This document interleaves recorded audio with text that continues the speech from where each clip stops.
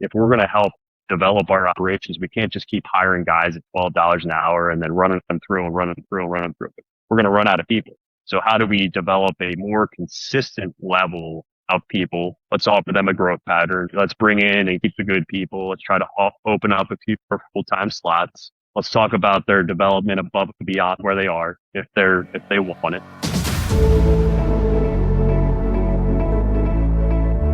Welcome to Leadership on the Links, the podcast that showcases innovators in golf course management and the issues they face. I'm your host, Tyler Bloom. In Leadership on the Links, you hear the stories of people shaping the industry from their first swing to their dream match. You'll feel like you're on the course playing with your most inspiring colleagues, having great conversations, digging into insights and sharing a few laughs. Our industry is changing. As a leader, you need to keep up on everything from trends to technology to best practices. Together, we'll continue to build world-class clubs and teams. Let's get to it. Enjoy.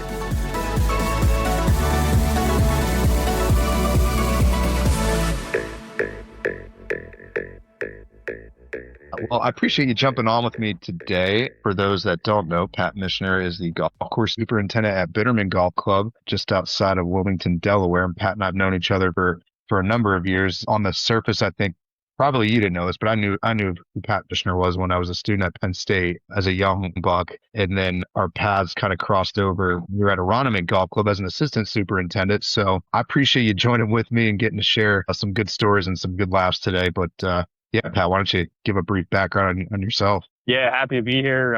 Always a pleasure to catch up with you, Tyler. Yeah, so I've been within the golf course industry for about 20 years, and Tyler and I have a mutual friend named Scott Kroll. I'm sure some of you who are listening know Scott Kroll.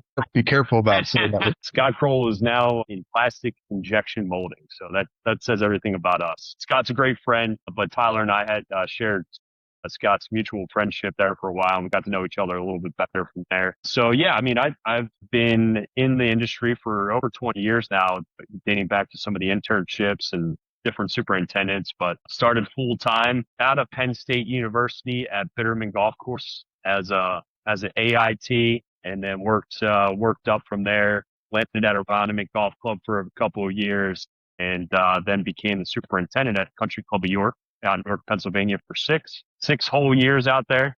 I did some great things with some really good people out there, and then Bidermann came a calling in 2018, 2019, and began here at that point, and we've really developed something special out here in that time period. So it's great to be here. It's an industry that I love, and I've always felt that you get out what you put in to the industry of turf craftsmen, and that could be applied to a lot of other different industries, but this one in particular. I love this job. I love what I do. I love the artistic aspect of it. I love the turf management aspect and the playability. Most of all, I really love developing the people that work with me and are on the leadership team day in and day out. So that's a quick overview of where I've been. But most importantly, I'm happy to be here with you today. Yes. I was thinking to myself, like, kind of like just our career, and you're probably like, this guy keeps hanging around and following me around some way, shape, or form. And I always like to joke that I enjoy making people laugh at my own expense for different things. So I think that's probably why you keep me around, is just getting a good laugh every now and then when you need it. Absolutely. We saw each other, at least 12 to 20 times out there in Phoenix? Yeah.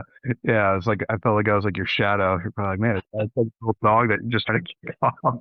Funny story. And I have a few of these like really like interesting relationships that our career paths would intersect. But I remember at the time when, the Bidermann job had opened up, I had talked to John Goslin, briefly about the position. He's like, don't waste your time. I'm pretty sure it's that. And I was like, no, take it. All right. Sounds good. Hey, who knows, man? I could be sitting in your shoes and you'd be over here interviewing me in a podcast. Who knows? But the stars have aligned this way for now. It's funny, you bring up some of these things, and I've been really fortunate to have some great mentors along the way. John Urbanski here at Bidermann, He was the previous superintendent, and as many know, John's moved on to Wilmington Country Club and has developed a great operation over there. John Goslin at Aronimink for a couple of years. John, just a all-around great human being, and those people for sure, superintendents for sure, to a person and from a growth aspect have truly changed some of the pathway of my life and career, most importantly. But yeah, the other side of that is you're talking about when the job opened up. I saw a longtime member here at a dinner this past Saturday at the club. You speak often about social media and how things interchange, and most recently talked about, hey, who are you going to look for? Who are your connections on LinkedIn and things like that? This particular member actually brought up that during the opening of the job search here, he reached out to me via LinkedIn and with the simple note that just said, hey, do you have a second to chat? Give me a call on my cell phone. And the rest is history from there. It's a little simple interactions, whether it's mentorship or whether it's member relations or even something as simple as you and I meeting each other way back when. And here we are today, some probably 10 or more years later now, just sitting down having a chat. Pretty wild. Right. And this is, our conversation could be wide ranging, but I find like that story about somebody reaching out to you, like the golf industry as a whole is all about those connections and like relationships, right? So you go from Aronimink to Country Club New York, which is, for those that don't know, a really, really unique Donald Ross, a lot of great history architecturally, not just with Donald Ross, but, William Flynn, having some sort of, overlap there, not as an architect, but a competing potential architect. And then, to this place that you're at, Bidermann, which obviously is, for the most part, probably a pretty quiet club, but anybody in a who's who circle of the golf industry knows, Bidermann's a really special place. Absolutely. Assuming, did you see yourself being a caretaker at some of these facilities, like when you kind of first started out, or like how did it all kind of come apart? Yeah, I mean, caretaker. I always thought of it just kind of like, I guess, I've always tried to get away from like the greenkeeper persona. I remember when I first started out at York, they kept referring to me as the greenkeeper. It took a moment to talk to everybody who would say that, and then start putting out some club communication about how our department is much more than just keepers of the green or caretakers, and the science that's involved with turf grass, the financial aspect, the business aspect, and most importantly, the leadership aspect. We're significant portions, arguably maybe the most significant portion of a club that helps with the operation. The golf course is the driving force in many club operations. Speaking from the private side and the public side, obviously the golf course is mostly everything with a little taste of F&B. So I always try to move away from that persona and really develop our profession at a higher level and really communicate that to the people that you see every day. As far as where I saw myself, it's funny you say that. When I was graduating from Penn State and was doing some different interviews, I didn't really know what I wanted or what I wanted to be or where I wanted to be or what I wanted to do. But I remember being at a municipal club interviewing it in Harleysville. And I don't know what's happened in this club since that time period or not, but great guys that I was sitting down with, a superintendent and maybe like a director of grounds. They were doing growing at that time. But he asked the question. He's like, where would you want to be if you were to be a superintendent? What golf course? And my words were Bidermann Golf Course. And I'd only seen Bidermann one time while doing an internship the summer before that interview. And I was at Wilmington Country Club, worked with Dan Pearson at that time. Came over to play Bidermann with a group of guys. Thanks to John for getting us out here at that time, seeing something really special. And it just struck me as like that place is absolutely incredible. So I get through that interview. I'm like, hey, that place isn't for me. And then some great friends, a great friend, Derek Wozniak, said, hey, we got a job open down here at Bidermann. He was the lead assistant at that time. And then the connections just meet John, Eric, and then the rest just took off from there. But to answer your question, Bidermann has always just kind of pulled me in it's been a gravitational force for me since the first time I saw it. And that would have been the summer of 2005. Man, I did not know that. And you learn something every time. But that's so like you bleed Bidermann DNA through and through. You Yeah, are I can't help Bidermann. I can't help it. For those people that don't know much about the club, can you kind of just give a quick overview, not just of the golf course, but also, Vic Mead as well? Yeah, so Vic Mead and Bidermann are a private club located in Wilmington, Delaware. Bidermann Golf Course was a separate entity way back, and so was Vic Mead, but they joined forces sometime in the early 80s to become a full family-centric club. So Bidermann Golf Course is about 2 to 3 miles away, actually, from Vic Mead. Bidermann is just a golf course in a small dining area, an old Spartan locker room, another bucolic type of setting out in the Wilmington countryside. Vic Mead, same sort of situation over there. No golf over there, but they have the indoor rackets, they have the pool setting, outdoor tennis, paddle, and they actually have a horse stable over there as well. So another bucolic setting down the road a little bit. So joined forces in the early 80s to become that full family-centric club and draw more families in other than just golfing members or horse and riding and some paddle members. So full service club.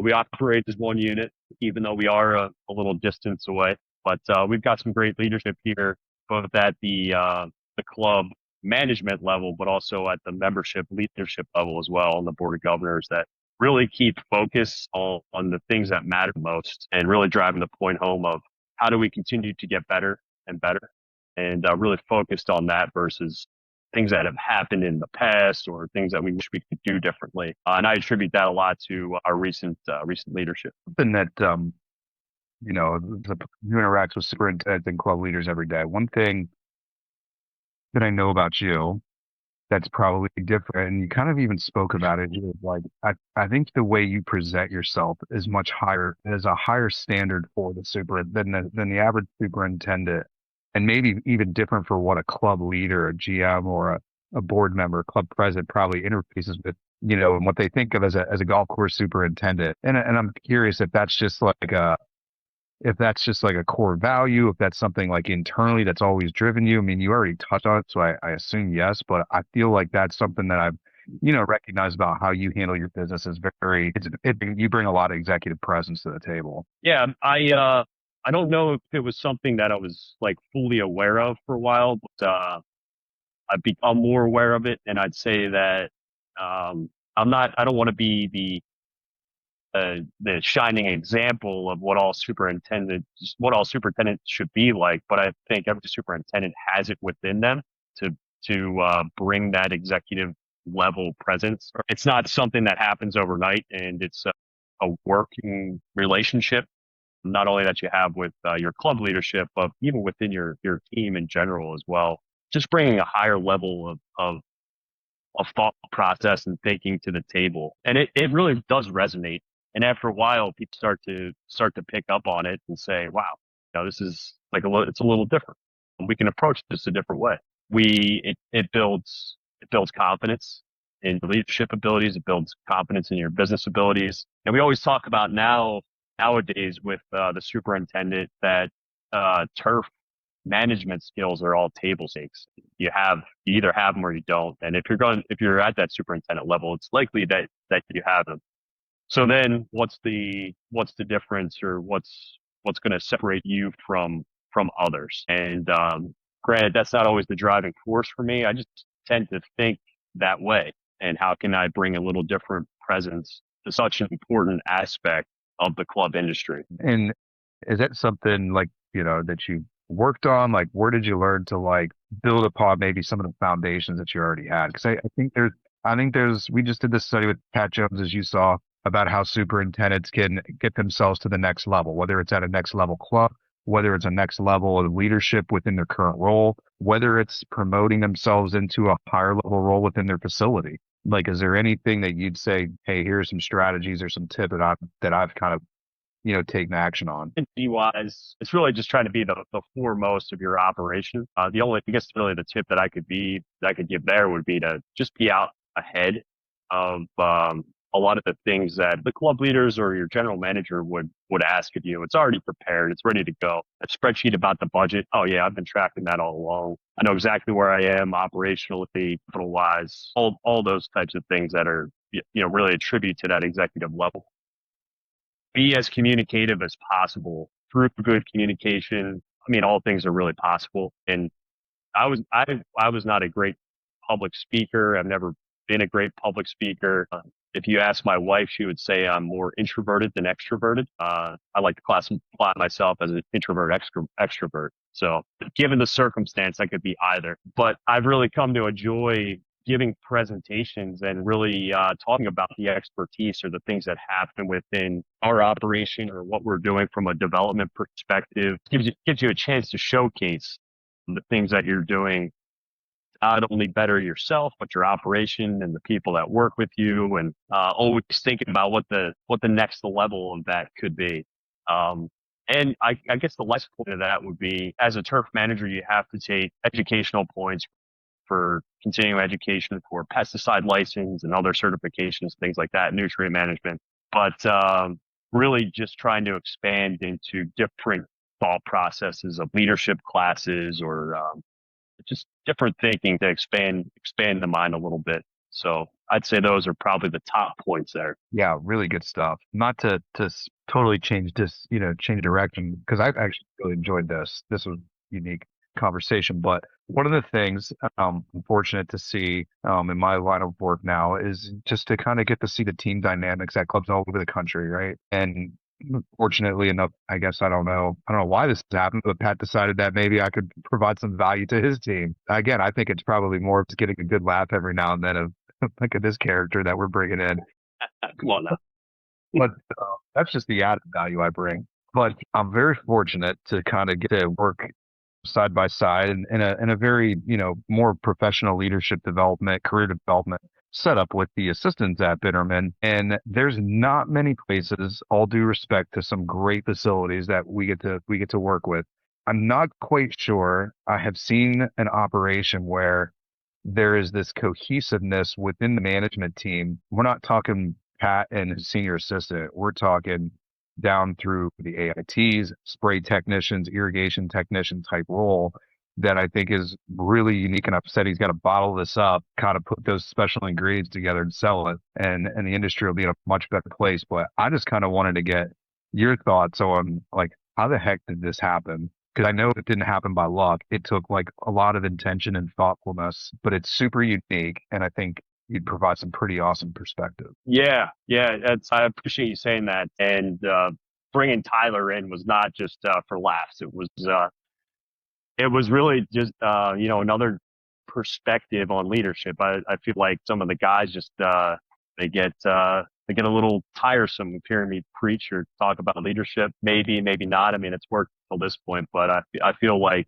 different perspectives on the industry, which you bring to the table, and different perspectives on what you've seen out there. I mean, we're always looking for people to come in and provide that perspective and provide a different way of thinking or learning or taking on that what's out there. And I take any opportunity I can. And again, the club is super supportive of not just focusing on those turf tracks, but also focusing on those club trends, club leadership, progressiveness type of things that really put us in this position to have guys. I mean, we have 3 assistant superintendents. One of those is classified as a senior assistant or a lead assistant, and that's Jared Hafer. Rob Sefton is another assistant superintendent and was the lead here for a number of years. But we've embarked on some significant projects here over the last couple of years that Rob has done the project management for, and that's been his specific focus. And we have a third assistant, Dave Ponzurek, who is really just working through that leadership phase and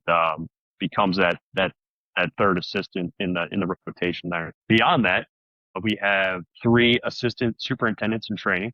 We have spray tech, and we also have another gentleman who will be joining us from the Penn State University in late May, and he'll join our team as an AIT. And we have a couple of gentlemen who are queued up for our apprenticeship program that we're working through with the Department of Labor right now.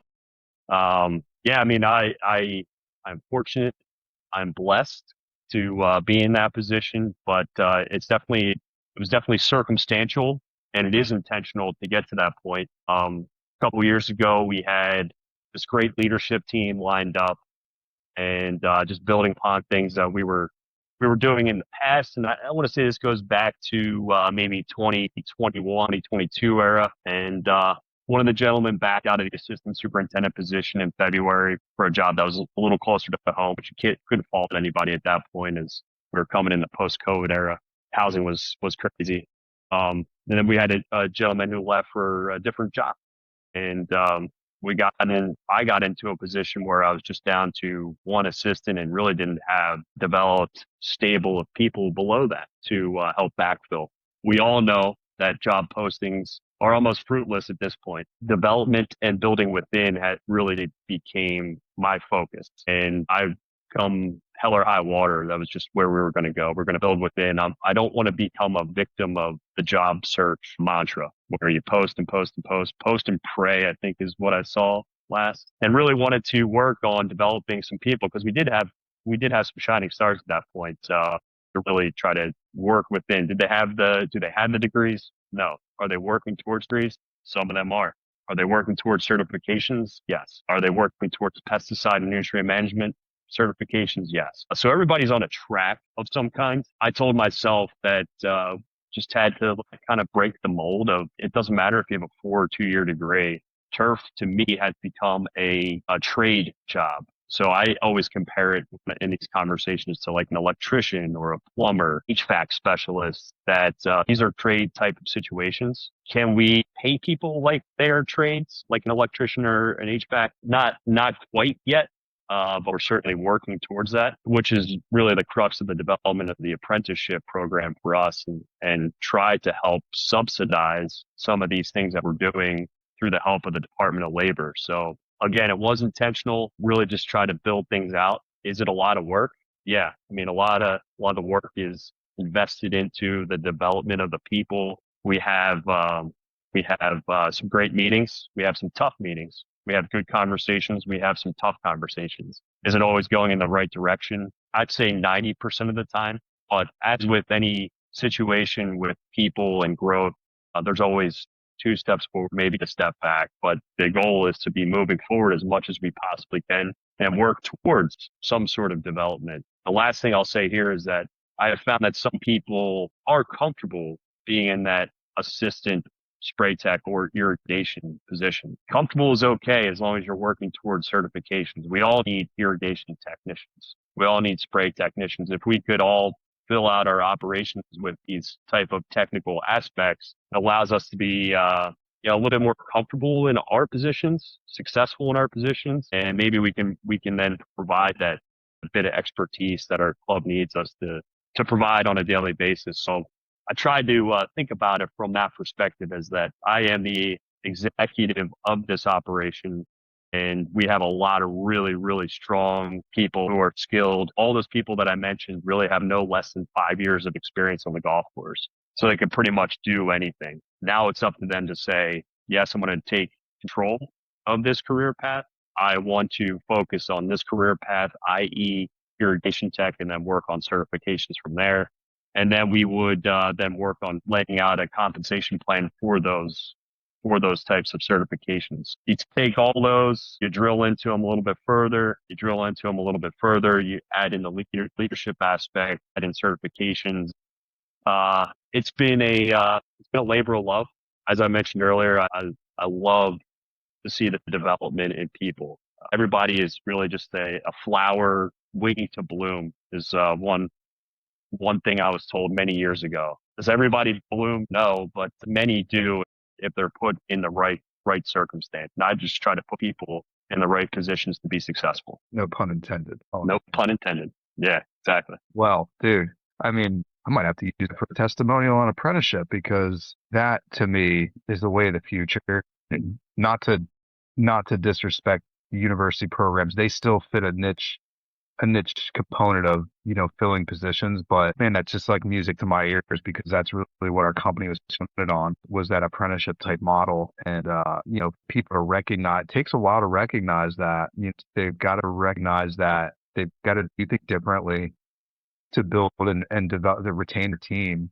And we can jump into this a little bit, but on this is essentially created sort of these tiers of leadership that probably fits people where they're best suited, right?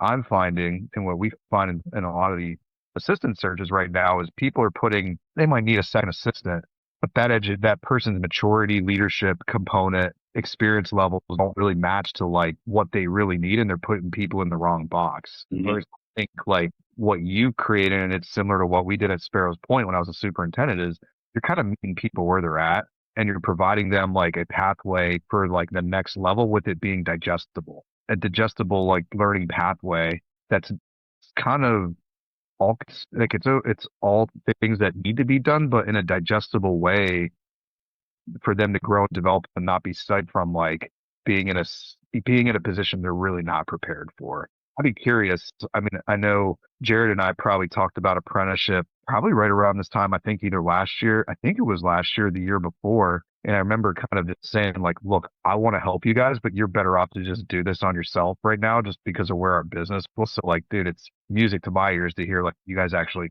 took that initiative because most employers don't. Yeah. Yeah, it's taken a little bit to get there. I mean, it's a lot of work on our end, and Jared has spearheaded the entire operation and program for the apprenticeship. We talk about things maybe once a week, and then he runs with it from there. We actually just got a response from the Department of Labor this past week. Yeah, so it's been an ongoing process for a year, and they actually sent us back a signable document on the standards of our apprenticeship.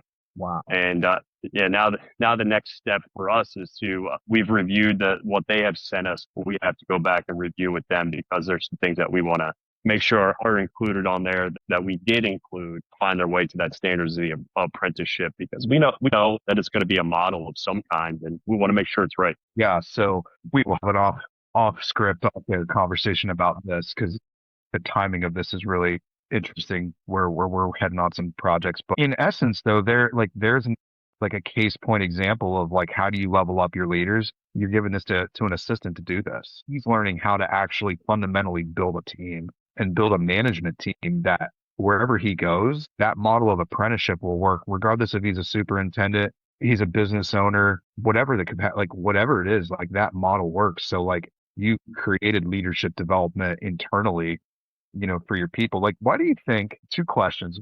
How did you learn to do that for yourself to make that change? Right. Cause that's a learned skill. Most people want the external search and placement. They're going to post the jobs. Then they're going to complain that they're not getting people, this and that. I have a perspective of why you probably changed, but I'd be curious first, why did you change? Cause most people won't. Most people just bellyache all the time about the state of labor. Yeah. So are you talking, why did I change from a leadership perspective, or why did I change my thought process from just assistants to where we are now? Thought process. So thought process really changed because I didn't want to stay mired in that I got to rely on the job posting situation. I've always felt to a person, even outside of the workplace, that I am responsible. I'm responsible for what happens in my life. I take control of that, right? I don't play victim of what the universe is throwing at. Yeah, certainly there's some things that are circumstantial, but in this situation, I'm going to give it my all to be as successful as I possibly can be in this situation. So this all stemmed really from when I was at York. I had two great candidates to hire at an assistant level. One was very skilled in the golf course industry, but did not have education. The other had an education, but had minimal skill in the golf course industry. And I said to myself, how could I get both? What would happen if I got both? I had to talk with our general manager at that point and propose this idea of saying, I'm gonna hire the guy that's graduating from Penn State, but I'm also gonna hire the other gentleman, and I would like to put him through school. Then that developed into like a tuition program where everybody had skin in the game. The student would pay for their housing and some of their school expenses, where we would pay tuition. And that has been, I'd say, marginally successful for the last couple of years. Actually, one of our current AITs is enrolled in the Penn State World Campus, which again, I changed my thinking to being against, to saying, hey, this is actually a really good supplement to what we're doing, and educational classes online and things like that are obviously they're in and they're the way to go, because I know to a person now that you're going to get your skill and expertise here at the golf course. You're going to learn how to do things, and then ultimately we're going to level up and talk about leadership if this is the track that you want to be on. So they get a lot of that from what we do here at the golf course. And I saw a need that it was time. Like, if we're going to help develop our operations, we can't just keep hiring guys at $12 an hour and then running them through. We're going to run out of people. So how do we develop a more consistent level of people? Let's offer them a growth pattern. Let's bring in and keep the good people. Let's try to open up a few full-time slots. Let's talk about their development above and beyond where they are, if they want it. And then, how do we keep this thing going? Also came from the aspect of playability on the golf course. And if you're constantly rotating staff, that means you're constantly training staff. And that means your members have to bear the brunt of your operational mantra. So my operational mantra is, hey, let's keep it consistent. These guys probably puke every time I say it, and then we get so boring with maintenance because we're not tricking it up day in and day out. We just want to make it as consistent and as good as possible and every single day. So I take that down to the people as well. Let's keep the good people here that want to continue on the track of leadership or growth, and make sure we have the best possible for our members. I get asked sometimes by some of our members, like, hey, is so-and-so ready for a new job? Are they ready to be a superintendent? Is so-and-so ready to move on? What's next for so-and-so? And not that I'm against any of that, but I know that when they're ready, or when I think that they're ready to go, or if they want to explore different opportunities, we'll be able to have that conversation pretty openly. But my goal isn't to move them on as soon as possible. And you probably remember the days of everybody saying, well, where are you going? Are you ready? Are you ready for the next job? And we see some of that in the golf professional world still. You always wear that lineage of who is now a superintendent that used to work for you. That was always like the important thing. And now I've come to realize it's the people that are with you now that you can help develop and grow. And whenever they become the leaders that you help develop, you'll be extremely proud of what they're doing. And it doesn't matter how many to me. I mean, it could be 1, could be 2, 3, but it doesn't need to be 10 or 15. I'm more in the camp of saying, hey, let's develop and make the best for our operation now, because it benefits our club the most and our organization the most. Very cool. Man, really good stuff. All right, we're going to switch over to a little bit of a lighter segment. Yeah, thank you. And I like to call chip shot, right? So a little bit more rapid fire questions. I'll hopefully have some fun here. But if you had to pick a favorite foursome to play with, who would it be with and where would it be? Favorite foursome? Ooh, let's see. Definitely Tiger Woods. Tiger Woods would be in there. Find that guy fascinating. I'd have to throw an old man in there, even though he doesn't play golf. He would come for the ride, though. And my dad is certainly a very big driving force in my life. Always has been, always will be. Who else? Who would be in there? Who third of the foursome? I had to say a guy that I looked up to, John McClare or Eric Lindros of the Philadelphia Flyers. Sorry for all those non-Flyer fans out there, but when I was growing up, hockey was also a very big, influential part of my life. That was, honestly, I watched those guys growing up, and you see what they did, the hard work that they put into and I know they play golf, so that they would probably be my ringers in there, especially John, 3, 4, 5, 50 goal seasons. So yeah, I'd say it'd be Tiger Woods, my dad, and let's say John McClare, just for those reasons. All right, where are you playing? Someplace I've never been in the United States. Cypress Point, excuse me. I have played Cypress Lake. I was there last February at this time, and it is incredible. So Jeff Marco, former Penn State or a Penn State alum as well. Excellent. Actually, a really random. This is not quick fire, but Jeff grew up literally over the mountain from where I grew up, and we had no idea. I met him out at Cypress Point, and we just kind of had a casual conversation. We're talking about things and that.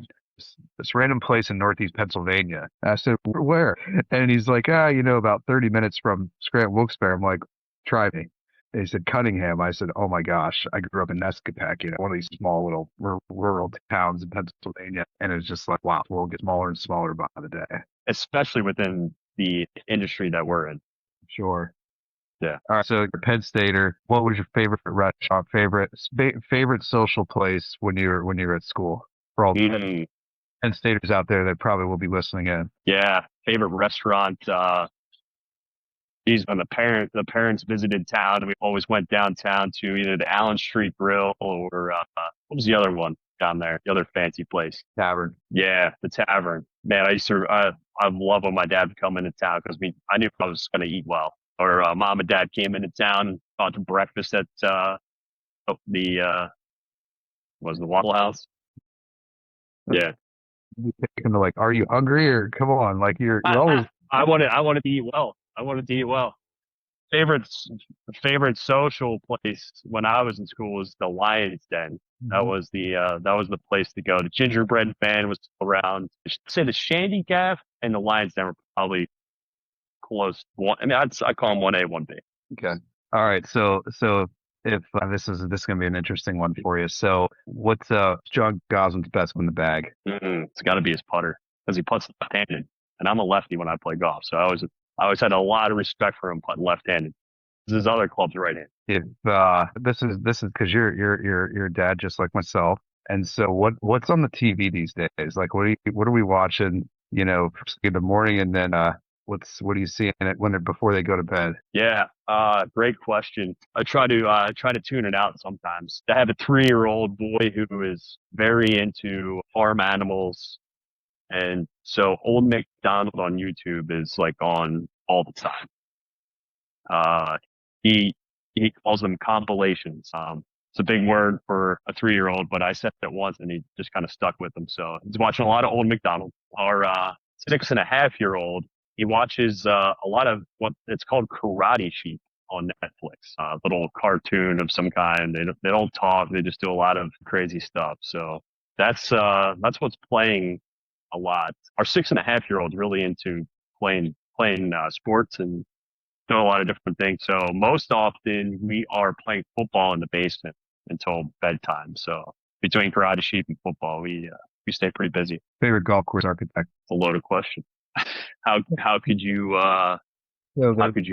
So industry people, Bidermann is known for having a gentleman by the name of Tyler Ray, who I think probably most people know, but also working in an arrangement with Mr. Major Green. So you got to get like double dose of like some really top level, high level architects on your more modern front, golf course architects. And then obviously caretaker at 2 Donald Ross properties prior to, and even your original architect at Bidermann too. So sorry. Yeah. All right. So I'll answer this in a couple different points. I know this isn't rapid fire, but I would say the Golden Age architect his golf courses have always really drawn me in. And whether it was Aronimink or Country Club of York, there's just so many great things that happen. Geez, from a playability aspect, they're just beautifully set up. And then visually, again, they just always have kind of been a feast for my eyes.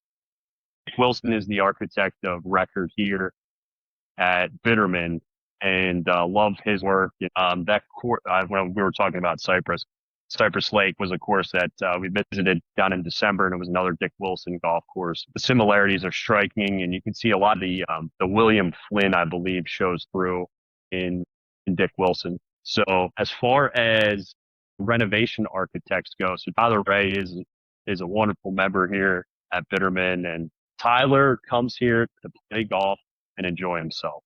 And I think that's what's really cool about Tyler, and that can kind of separate the two. Yes, we have great conversations about architecture and golf course conditions, but he knows that this is his place to come and let his hair down a little bit and enjoy himself and just enjoy the golf course. Drew Green is our renovation architect here and has been really dating back to 2004, 2005 when he did the first master plan. He's done 2 iterations of the master plan. The second one we actually just completed last year. And Andrew, for those that know him, is obviously just a wonderful human being, very skilled at what he does. I consider him a great friend and a mentor as well. And when we did the gas and regrass here at Bidermann, it was my first year a couple months out of school, out of Penn State. And Andrew was the renovation architect. So he's laying out bunkers and doing all these great things for the green expansions. And here we are late one night, we're aerifying the 12th green and then verticutting and getting it ready to prep the seed bed. And here comes Andrew out with the push blower and everything lined up and ready to go. Those are the stories and things that stick with you after a while. That this young, he was a young, we're all pretty young at that point, architect, and he doesn't hesitate to jump in and get in there with you. So I've had a great relationship with Andrew. The club's had a great relationship with Andrew for a long time, and they really respect what he does.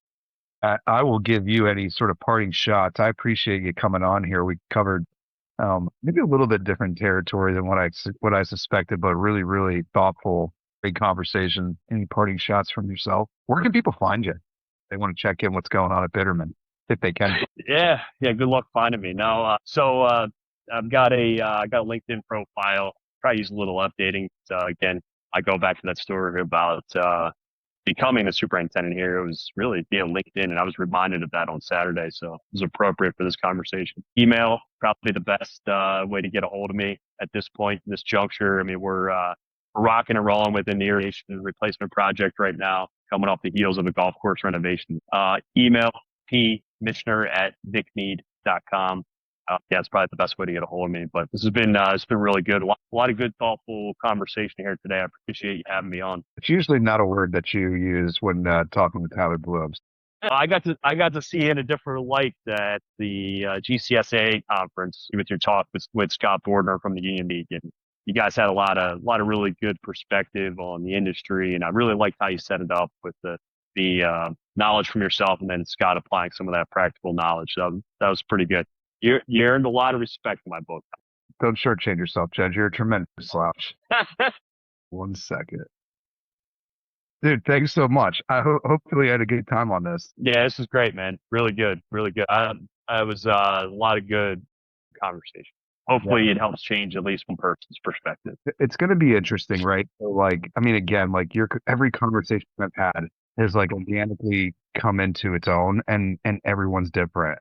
There's not a single conversation that I'm like, wow, this is like the same thing. This is getting pretty stale, right? And yeah, again, I was like, all right, as we were getting in, I'm like, this is going to be cool. It's going to be, hopefully, who knows? I mean, you might get 5 people that listen. My goal actually with the podcast is to take all this information and package it in like content that's educational for assistants and superintendents. The podcast, maybe, if it turns out to be, I don't know if it's like Joe Glotty or any of these other industry podcasts. I'm not quite certain, but it's the content and the context that we're pulling from it that we're going to repackage more in like a consulting way or educational way, either free or informational in our assistance program. I see a bigger picture with that. Yeah, absolutely.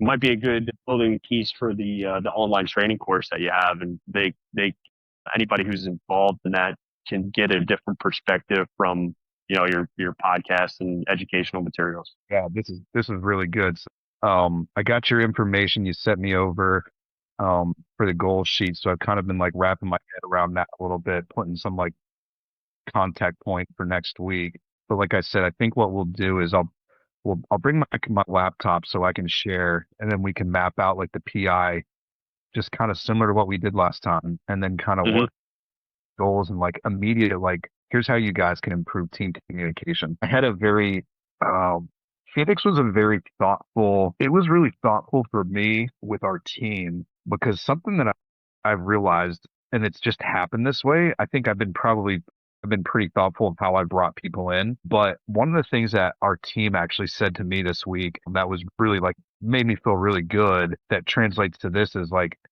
there's no egos. Our team can call each other out and not anybody there takes offense to it, because I all have very similar goals and have very similar like life experiences as a whole. That like in some ways it sounds weird, is like I look at them as like my friends. They're not really employees. Like they are employees, but I could go out to the bar or restaurant. I would call any of them up and say, hey, let's go out and grab some dinner. And there wouldn't even be this like hesitation of like, oh shoot, I'm going to hang out with the boss. Like it would be more of like, oh, I'm hanging out with the people I enjoy spending time with. And I was like, like for next week, if it's okay with you, is like, I don't know what that team dynamic is like for you, but I think like that's cohesiveness to me. When you can have honest, deliberate conversations with people, but have fun together, that you're building something that like as a group together, you all like everybody feels a sense of ownership in, but at the same time, you can drop that off and go have a conversation about life. Like that's when you know you have like a really good team culture and like unity. It really starts with like being able to have like that self-awareness and being able to be self-aware of other people, like what Yeah. we're going to perceive things and working towards like that relationship, not just being passive. Doesn't mean that everybody that leaves work have to be the absolute best of friends, but like I think what's really unique about our team right now is that I could call any of them on a Saturday or Sunday and just have a genuine conversation. And I think everybody would pick up the phone, not feeling pressure that, oh, it's Tyler, the boss. I don't know. It's just something that kind of like came about last week that I was like, man, I think that's what Pat's got in his group. Yeah, I'd say it's close. I mean, there's definitely some dynamics where the guys rub each other the wrong way from time to time, but in a male-dominated golf course operation, I mean, as I'm sure you have seen in the past, in your time at Sparrows Point, even anywhere. I mean, really, you can get that machismo, and somebody tries to be the dominant force. But what I really appreciate about these guys is that they really understand the hierarchy that I think is so important, because you can really muddy the water, and I have muddied the water at times with this group of people. I mean, this is not an easy group of people to manage all the dynamics with, and then just try to say, hey, listen, you fit in this box and you fit in this box, where really there's some crossover. And how do you manage all that? What do you want to do versus what you want to do? You're AIT slash irrigation tech, where you just want to be a spray tech. And like that's really what has taken me. That really takes me through, like, all right, how do I get my head wrapped around this and really understand how I can continue to keep this hierarchy? Because that's the only way that it works. If there's too much crossover, then like it just becomes unsuccessful. So I've always wanted to maintain that. I would have a lead assistant who's kind of like the ringleader, for lack of better words, of making sure that everybody's where they're supposed to be, and then I'll handle the personnel dynamics behind the scenes, sit down and do the growth, and have the conversations, good and bad, with those people, and make sure they're running in the right direction, which was the impetus for that goal discussion. Yeah. Yeah. Yeah. It's a real interesting thing because I look back, maintenance teams are like with my team, like everybody has their kind of clearly defined role. And so there's not a ton of overlap. There's collaboration, but there's not like in a maintenance team where you have that sort of hierarchy set up. It is hard to have like, it's hard to have like 4 or 5 people all kind of like in the same sphere of influence, Yeah. and that's partially is like you got to be intentional about designing the team to bring that kind of like, you got to have like those certain experience levels that makes sense to hit those certain boxes. Yes.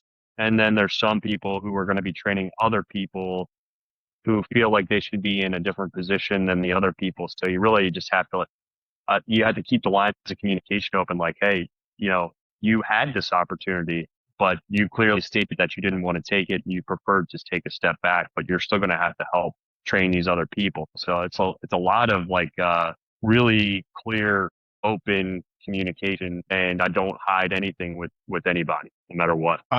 You spent enough time with me, but something I definitely want to circle back on is the apprenticeship stuff. So on our side of things, I brought Pat Assistant to kind of handle that because I feel like it was dropping off. And I really feel like very convicted that will be our primary business. I think that will be our primary business by next year, which is really what I wanted it to be. I think the search and placement like always be there, and that maybe it's asymmetric in its both their growth paths, because like the club that kind of just they need a band-aid approach, which is just job placement, that they're going to hire us. The solution is the apprenticeship. Yeah. And you have to have the right kind of setup, which you do right now, to be able to do that. And it's not, again, it's not like saying no to the university traditional pathways. It's just not being fully dependent on that, because it's right now like undependable, so unstable. Yeah.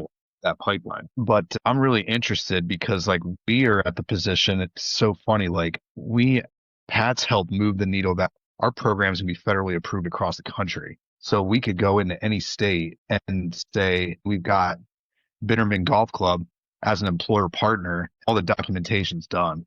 And all it is a handover of our information, and then it's approved immediately. There's not this year-long process. It's like immediately done. Mm-hmm.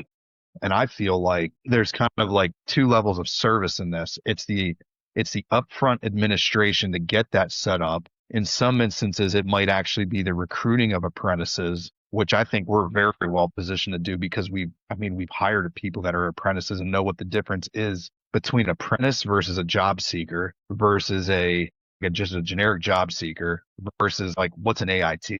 Mm-hmm. I don't think most people have that perspective just because that's not what they're doing day in, day out. And then I think the third piece behind it is once the person's recruited into the company, and it could be an existing employee as well. Most clubs already have an existing employee that would be perfect for this. It's like the support and follow up and accountability that the employer's following that script and that on the job training, that the candidate or apprentice is following that like pathway. And then like we're engaging with those people as almost like I want to use the word career coach, but it kind of is career coaching, but support for the employer because like they just don't have the time to like dedicate. So if they had somebody like us or this like service to like be that support, I think it could be a pretty big win-win. Yeah. No, it's the support aspect of it, I think is critical. And as I look at the apprenticeship program, that's like, we perform that support function now for our general group of people. Now there's like with the apprenticeship program, there's certain standards that are actually now written to say you have to follow these to the letter, which I think is both helpful and it holds everybody accountable, but it also does create a little bit more strain on the employer as well. Where, like right now, I can loosely hold the goals and the standards to kind of meet what my expectations are. I've got some sort of project in the works and that has to take like a back seat. You know what I'm saying? Yeah. But yeah, I mean, the pipeline for apprentices, if it is focused at the right wage with the right club, I do think that is a strong way to get people within an industry and help support it with the bits of education that are, obviously necessary. And I don't want to diminish education, but maybe we all held it a little too strongly there for a long time. Yeah. My feeling on this is, again, it's multi-tiered. I think for the person that has less than 6 months, maybe less than a year, I'm not sure you could throw them right into a 2-year degree or at Rutgers. I think it's probably more of like you go to the Eastern PA Turk Conference, you go to a couple like local educations, and maybe there's some, supplemental online training like with the GCSAA, to get your pesticide license. And then, okay, that's kind of like year one. You want to do this as a career? Yeah. Well, now you have to do the Penn State online world campus. That's what you're committed to. That's kind of the trajectory I see of the education piece. Yeah. One of our guys is doing the University of Georgia online class, and that helps provide that general turfgrass knowledge and background for like a year one type of candidate. Yeah. And this guy started here as just a equipment operator, didn't have his GED, worked to get his GED, and now is enrolling himself into irrigation certification and Georgia online classes. That's within 5 years. That's pretty fucking amazing. Yeah. So however we can be a support or even just, as a feedback mechanism, because like I really see that being a service offering. Yeah. We're already kind of doing it in one way, but it's just like kind of creating this more of a formalized offering. I think it transcends beyond just the grounds. I think it's within the club as a whole. That's how I always envisioned ours, was to be a feeder program, not just for us, but for other areas of the club, and gets buy-in from everybody. The subsidies of all those things, I think they're going to be far reaching once you actually like drill into the details of the subsidy. So yeah.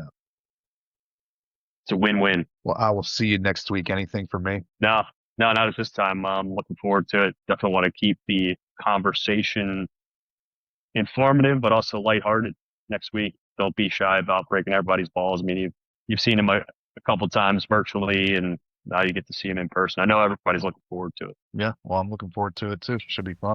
Yeah, man. Appreciate your time. Yeah, thank you for doing this. We'll make sure you get the recording prior to any sort of release. Appreciate it. Thank you.